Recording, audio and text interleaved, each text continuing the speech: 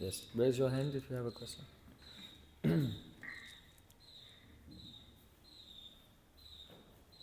Yes, Madhav Das Brahmachar.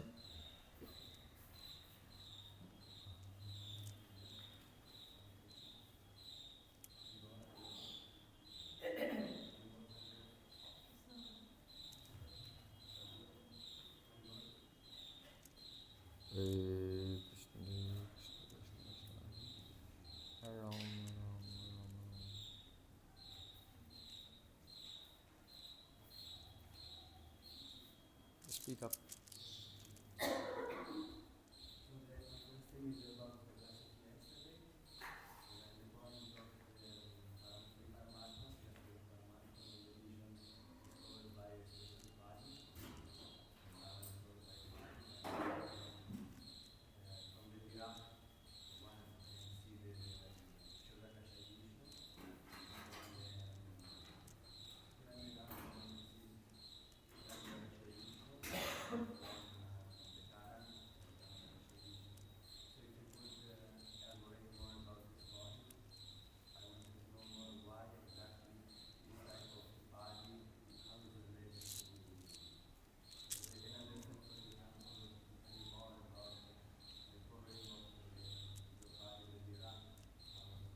But it's very straightforward because Kiradakashay Vishnu, he's a Paramatma in every atom. And so he's also the Paramatma in the heart of every living entity. So he's the Paramatma of the individual jivas and the individual forms of this world. So when there is Bhagavan, there's only Bhagavan. But our prathamik sakshakar, that would, we can say, the nirvikalpa pratyaksha. Understand? Like in Nyaya Shastra, perception is of two types. First type is the immediate perception, which is it is uninterpreted, and then the buddhi, the intelligence, moves and then makes a connection between the object and its qualities. So the first level of perception is called nirvikalpa pratyaksha, and then the very next moment, by the movement of buddhi, then you have savikalpa pratyaksha. So in the same way, there's a way in which it is similar and a way in which it is different. It's similar in the sense that the prathamik sakshatkar, that means the first perception of Bhagavan, is a nirvikalpa pratyaksha. It's similar like this. But it's dissimilar in another way, is in that when we have perception of things in this world, the shift from nirvikalpa pratyaksha to savikalpa pratyaksha happens so fast we don't even notice it. Whereas if you're approaching Bhagavan through the Jnana Mishra Bhakti, then you may have the darshan of Brahman, the nirvikalpa pratyaksha, and not progress to the next stage. You can stay there in that Brahman realization forever. Yeah. So there is a way in which the comparison between nirvikalpa and savikalpa pratyaksha of the sense objects and the perception of Brahman and Bhagavan, there's a way in which they are similar and there's a way in which they're different. Yeah? Okay, so that's the first thing. So then the darshan of Paramatma is the darshan of Bhagavan, but with some upadhi. So when Bhagavan is perceived with the upadhi of Virat, then he is perceived as the Paramatma of the individual forms and shapes of this universe. But when he is perceived with the upadhi of the subtle cause of the elements, then that is Garbhodakashay Vishnu. So he is the Paramatma of the individual universes. Because actually he provides the Brahma with the ingredients, and then it is Brahma who does the Visarga. He does the secondary creation and then manifests the ingredients into the different forms in this world. But he cannot do it alone. It's without Kiradakashay Vishnu is actually doing. But Brahma has that experience, that he's the instrument of that. So then the Karan, that is the fine subtle cause even of the subtle and gross elements. So that the Lord who is in charge of that must be Karnadakashai Vishnu. Because there are no universes, and then by his desire, then all the universes manifest. So he's the Paramatma of all the universes. So we have Paramatma of the individual atoms, Paramatma of the individual universes, and Paramatma of all the universes. Like this. So depending on which one is having the darshan of the Lord with particular upadhis, then you'll see different aspects of Vishnu. Vishnu is one, but your vision is like that. And ultimately that Vishnu is really Krishna. When the same truth is perceived without any upadhi, sarva upadhi viminir muktam, then it's Krishna himself. So, but that perception, it cannot be had without the Shuddha Bhakti, completely unmixed, not mixed with. A person who can have darshan of Paramatma when their Bhakti is mixed with yoga. Yeah.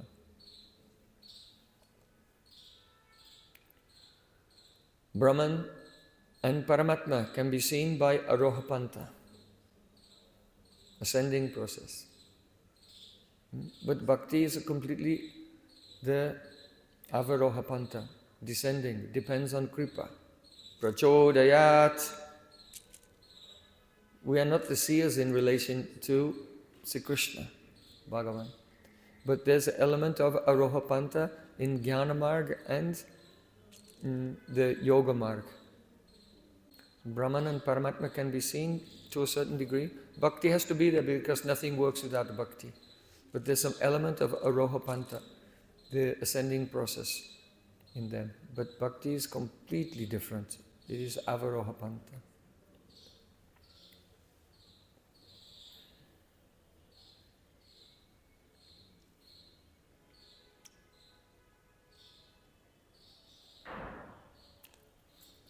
Is it clear? Yes? Okay. Oh, there's a verse.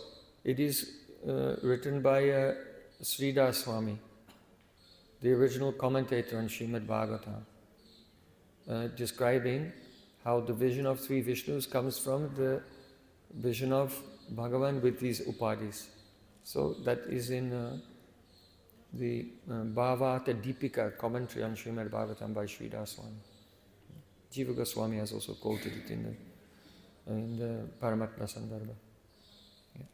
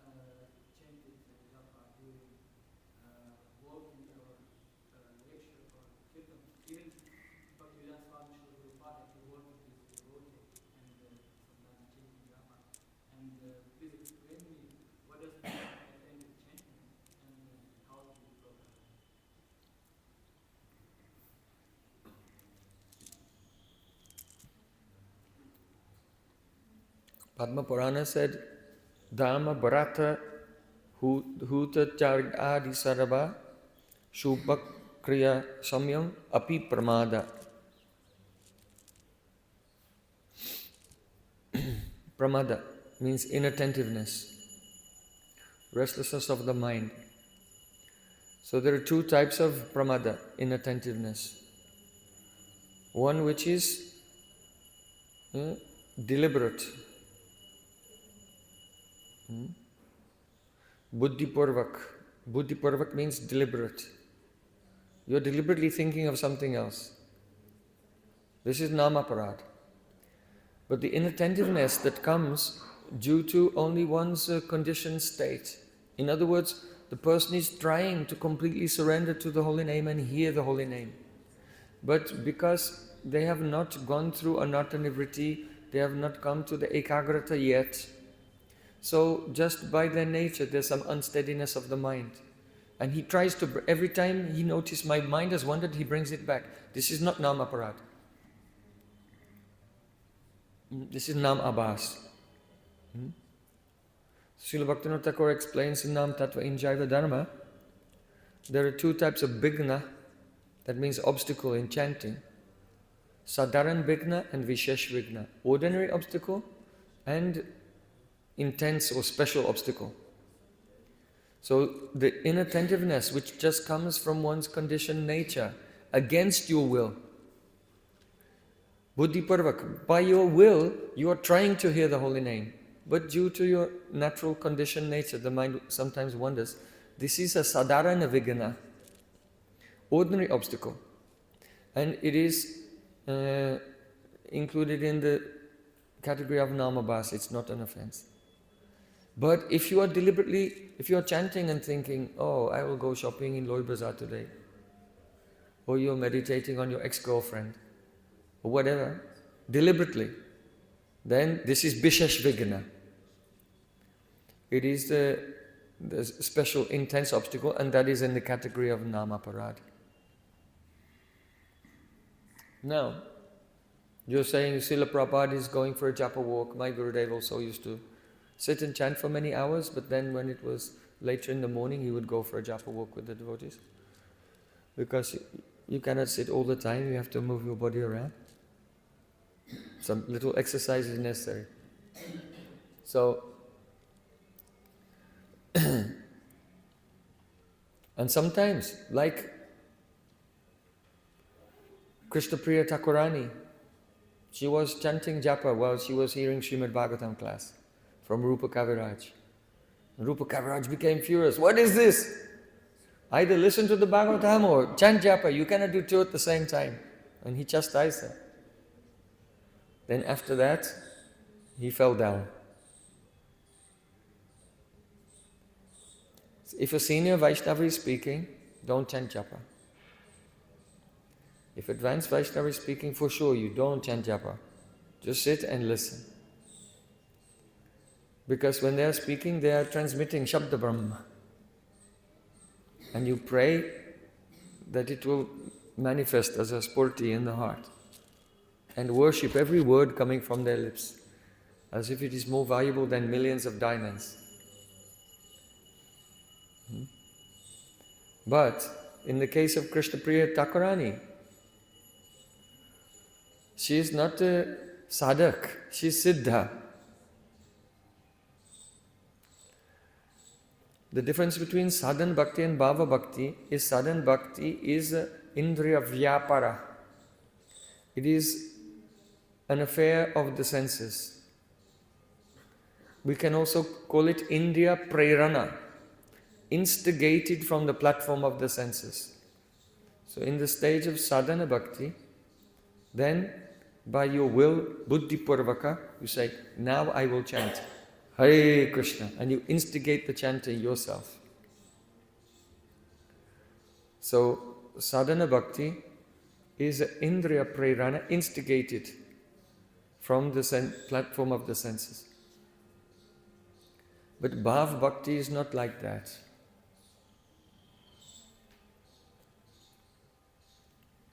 The cheshta of bhakti, that means activities, Anukulyena Krishna Anushilanam.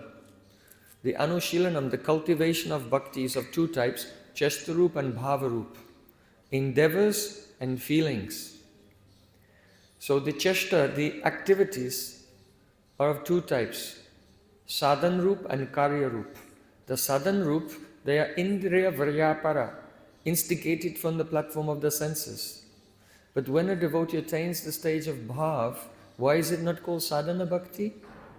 Because the cheshta, the activities, are not instigated from the platform of the senses, they are anubhavs. That means that in the stage of bhav, the devotee has many feelings.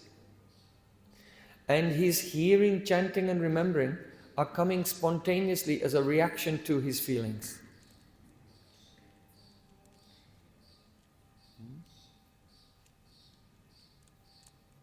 Understand? Just like if someone hears that their mother has passed away, then they may faint. So it was reaction to the feeling. They did not decide, oh, now I will go like this, and then follow. They're not thinking and doing it. It just happens. So that is called anubhav, a reaction to the feeling. So the pure devotee is not thinking, now I will chant. But the feeling just makes the name come from his lips. Hare Krishna, Krishna Krishna. So if a pure devotee is hearing Srimad Bhagavatam and he's having so many feelings, he cannot stop it. So there's a difference between a person thinking, oh, I have to finish my fixed number of rounds, and later I want to sleep, I won't have time. So let me try to squeeze them in during the Bhagavatam class. This is not the same as Krishna Priya Thakurani, who cannot stop chanting because the name is dancing on her tongue. Just like Prakashananda Saraswati.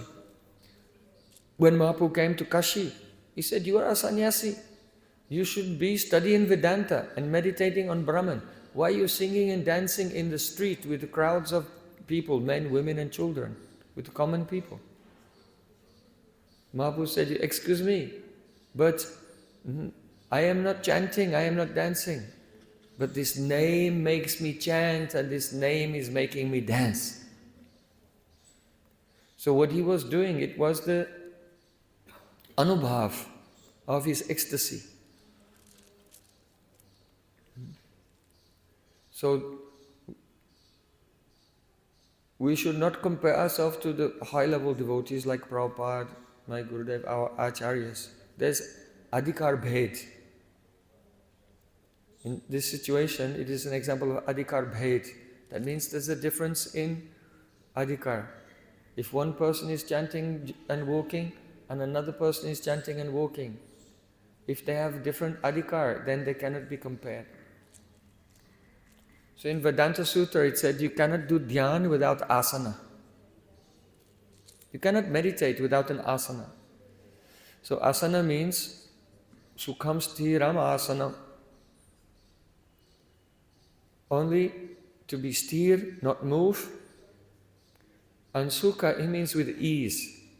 Because a general person, if they'll sit cross-legged on the ground, then after 1 or 2 minutes, the hip is hurting, the knees are hurting, the foot is gone to sleep. And they feel discomfort. They cannot do asana. Because they cannot be still, and then sukh means with ease. Easy. There's no stress at all. So if a person will chant nama bhas, then when they are sitting, then they don't even feel the body. Everything is relaxed, everything is still, everything is no disturbance, and then afterwards, then they don't even identify or feel with the body. Yada baso pyudvan kabalita bhavadvanta bibhavo. Only the abhasa of the holy name swallows the darkness of ignorance.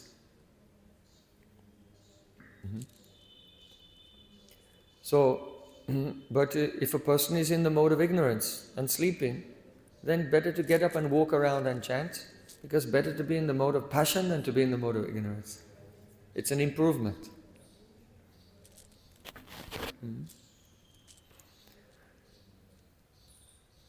In Bhagavad Gita, Sri Krishna, in 5th chapter, he said, Naiva kinchit karomiti. A person with pure consciousness knows that whether they are standing, sitting, walking, talking, eating, opening or closing their eyes, that only the senses are engaged in the objects, but I, the soul, am doing nothing. So the person in pure consciousness does not have kartrita abhiman, the sense of being the doer. Prakrite kriyamanani gunae karmani savasha. Ahankara vimudatma karta am iti manyate. So as long as the ignorance is there, ahankara is there, kartrita abhiman is there, then if you walk, you will think, I am walking, and you will be distracted. But the pure devotee who knows, naiva kinchit karomiti, I am not doing anything. When he is walking, he is stiller than you are than when you are sitting. He is more still than you are when you are sitting, when he's running, when he's jumping up and down, because he doesn't have the katrita abhiman, the sense of being the doer. So it's not the same if Srila Prabhupada will go for a japa walk. You say, well, he's moving around, he's being inattentive. He's more still than you are when you are paralyzed. So again, this is example of adhikar bhed. Understand? Yes. Any other question? Chandrika.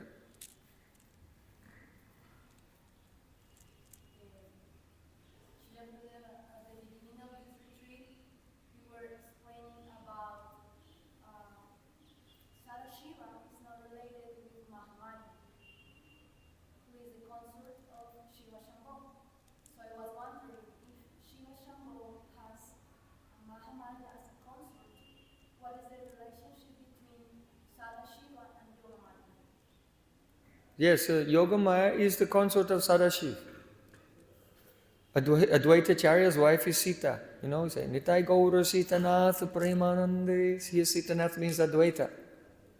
So in Gaura Lila, she is the incarnation of Yogamaya. You can see in Gaura Gana Desha Dipika, Advaita Acharya's wife Sita is Yogamaya. So you can see all the correspondences exactly match. Everything is in a perfect symmetry.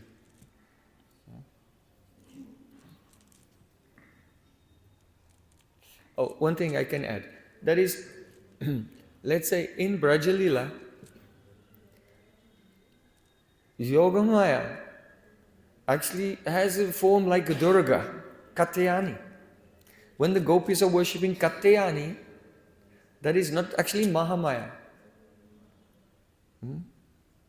Of course, because it's Naravat Lila, they're thinking we're worshipping Durga, just like ordinary girls in a village think we're worshipping Durga, and she's like the Mahamaya of this world. But that Katyayani they are worshipping, or the form of Durga, or Gauri, just like as Radharani worships Suryadev. So, Chandravali worships Gauri. Where? Gauri Tirtha. You know? That place where Bhaktivedanta Goswami has the ashram, there is very close to Gauri Tirtha. So that is just like Radhika, she goes to Suryakund and Radhakund, they are on this end of Govardhan. So Chandravali goes to the other end of Govardhan, and she does her puja and meets to Gauri and meets with Krishna in Gauri Tirtha. There's a big pond there. I took all the devotees there on parikrama in Kartik time. It's neglected, but anyway the Gauri Tirtha is still there. So we can see here Chandravali is worshipping Gauri. So this form of Durga in Radhakrishna's Leela in Vrindavan, this is actually Yogamaya Devi. But at the same time, Yogamaya Devi has a form in the Braj Leela like a human being. Who is that? Purnamasi Devi. Purnamasi. So in Gaura Leela the same thing is there. In Gaura Leela, Yogamaya is Paradamaya. So Praudamaya is the deity of Durga who lives in the banyan tree and Paramatma. Paramatma is the modern, it is a Upper Bronx, a corruption of Praudamaya Tala, the tree where Praudamaya is living. But the Bengalis call the Paramatala. But it comes from the ancient Praudamaya Tala. And Vrinda Shiv is next door. So just as and in Vrindavan you have Gopishwar Mahadev. So just as in Vrindavan you have Gopishwar Mahadevi and Katyayani Devi. But that Durga has a human form in the Leela, that Yogamaya, has a human form in the Leela, and that is Purnamasi Devi. So in the same way, in Navadvip Dham, Paramatma is there. She is the Praudamaya of the Navadvip, and the Vrinda Shiv, and the Praudamaya of Navadvip also has a form a human-like form, and it's the wife of Dvaitacharya Sita Devi. The forms of Yogamaya are not also limited to Purnamasi Devi. She is the Yogamaya of all the lilas in Dasa Sakyavatsalya and Madhurya. But because she has a form of a Gurujan, a senior person, so Radha Krishna will be very shy and inhibited in front of her. So Yogamaya has another form, especially for the department of Madhurya Rasa. One department, Madhurya Rasa, that is Vrinda Devi. So we were speaking about Mukunda in Braj. In Gaura Lila, Vrinda Devi is Mukunda.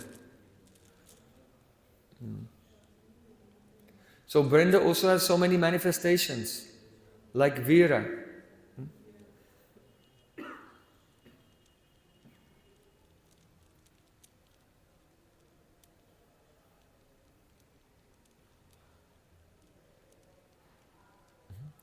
Jai Jai Rasishwari Vinodini Bhanukula Chandra.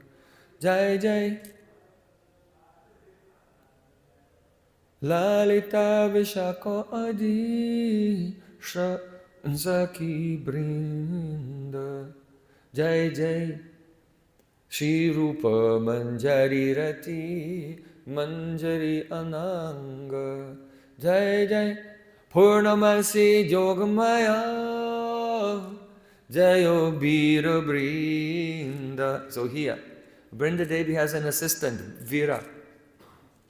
And there's just like if you go to Kamyavan in the Govinda Dev temple there is the deity, original deity of Vrinda Devi of Vrindavan that was established 5,000 years ago by Bhadranab, Sri Krishna's great grandson. So similarly, if you go from Nandagaon on the way to Varsana, so before you get to Prem Sarovar, on the right side there is Sanket, and in Sanket there is the temple of Veera Devi. So she's also Yogamaya, but the expansion of, as Vrinda Devi is the expansion of the Purnamasi, she is the expansion of Vrinda. And there are also Ban Devis. They are like fairies who live in the forest. And they are also Vrinda Devi's assistants. Vrinda Devi is the leader of all the Ban Devis, all the fairies in the forest. So these are the different aspects of Yogamaya. Yes, raise your hand.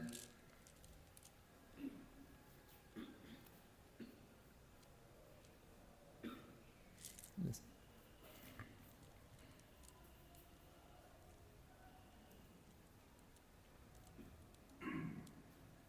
Wanted to ask, yesterday you were studying about the samskaras, the impressions.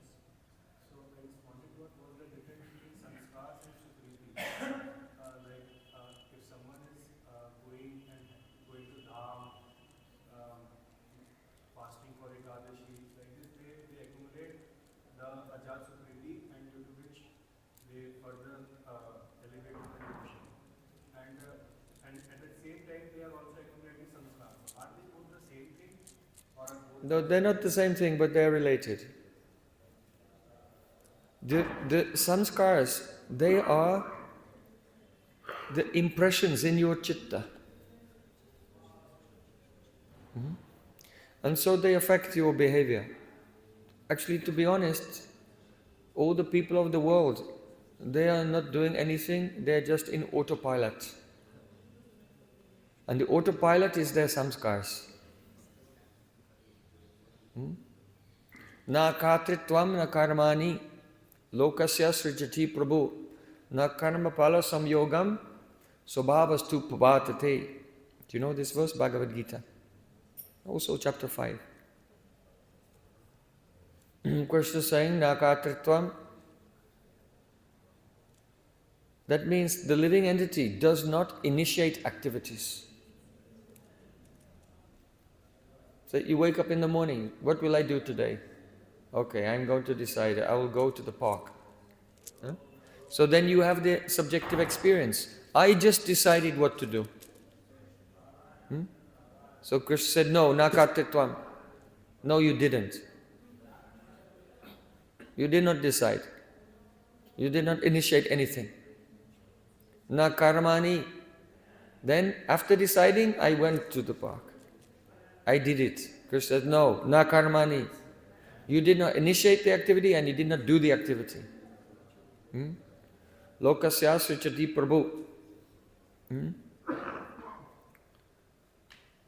This has multiple meanings, but just to stay on the subject of your question. Na karma phala samyogam. And when you are working and you get the result of your work, let's say you're doing some job, and at the end, then you get paid, and then with this money you buy a car. So I have arranged for the fruit of my work, this car. No, you didn't. Because maybe the company you're working for went out of business and in the end of the week they could not pay you. You cannot manage that. Or maybe you got the money and on the way to buy the car someone stole it from you. You're not in control. So you don't initiate the activity, you don't perform the activity, and you don't create the result of the activity. How is it going on? Swabhavas tu pravartate. It is going on by swabhav. So swabhav means samskar. By the sanskars in your chitta, they're in the subconscious mind. And when a sanskar from the subconscious mind comes into the conscious mind, you identify with that, and then that initiates the activity. If in your previous life you were smoking a cigarette, then in this life that sanskar will come into your mind and say, I want to smoke a cigarette.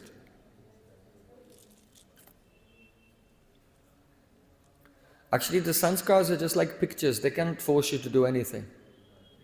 But if you're identifying with them, then you just go along with it. So that's why I said autopilot. The common person, because they identify with their mind, is just on autopilot, and there's a flow of samskars from the subconscious mind to the conscious mind, and however those samskars are moving, they're just going along. And out of illusion they think, I am choosing, I have free will, and I am doing everything of my own volition. You have free will, but once you surrender to Maya and become covered, that was your free will. And now the material energy is doing everything.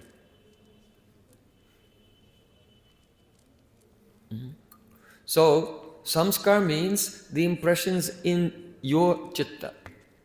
Now one could say, well, the impressions in my chitta cannot bring the result of my work, because that involves the whole universe. If your boss is going to pay you or a thief is going to steal your money, like that was not the impression in your chitta. It was the impression in someone else's chitta, or it can be in the cosmic, in the universe. And so, how your fortune unfolds. Swabhavas tu pravartate. Everything is going on by swabhav.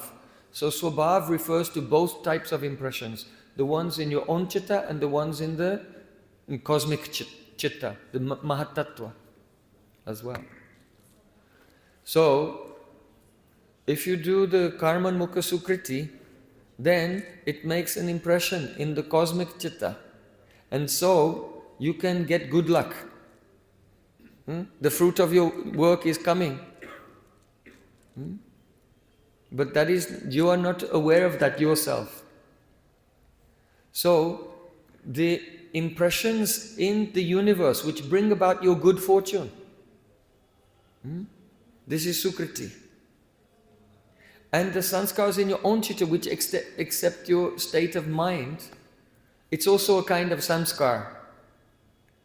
But that is your subjective experience. So the subjective samskars, that is sanskar. And the sukriti is a kind of sanskar, but it's related to your destiny of your life. So it's not limited to only what's in your consciousness, but in the universe by which your fruits of work are coming and your destiny is unfolding. Understand? So both are types of sanskar. But when we make the distinction between sukriti and sanskar, we mean the The sukriti is in the cosmic chitta by which your good fortune comes about. It may be the jnana mukha sukriti, karma mukha sukriti, bhakti mukha sukriti. And when we make the distinction about sanskara, then we mean the sanskara in your own chitta, by which when you're meditating, your thoughts and feelings are arising. But yesterday we spoke about Gada sanskara. Now this is a very critical point. Because from one point of view, your Gada sanskaras, they're impressions made upon us by Rasik Vaishnava association. But Srila Bhaktivinoda Thakur in Jaiva Dharma, he gives another perspective, let's say, Alhadini Pradhan Vichar. Where he said that, let's say for example, if you associate with someone in Samskaras, and someone in Vaikuntha Bhakti, and someone to Ramachandra, you get impressions. And due to these mixed impressions, you cannot get a taste in any kind of rati. Right? So this is definitely the impressions coming from outside in your chitta. But Srila Bhaktivinoda Thakur makes this distinction. Gada sanskar is actually the adi sanskar of your swarup.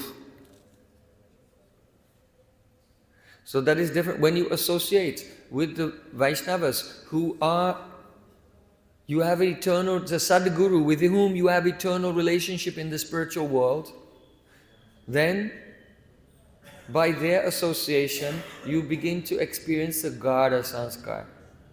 And that is, those are the Adi sanskar of your spiritual form. And the degree to which the Gada sanskar arises, to that degree we can understand the achintya bhavs.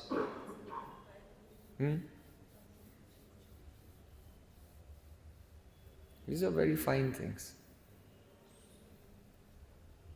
Gaur Premanande Hari Hari Bo.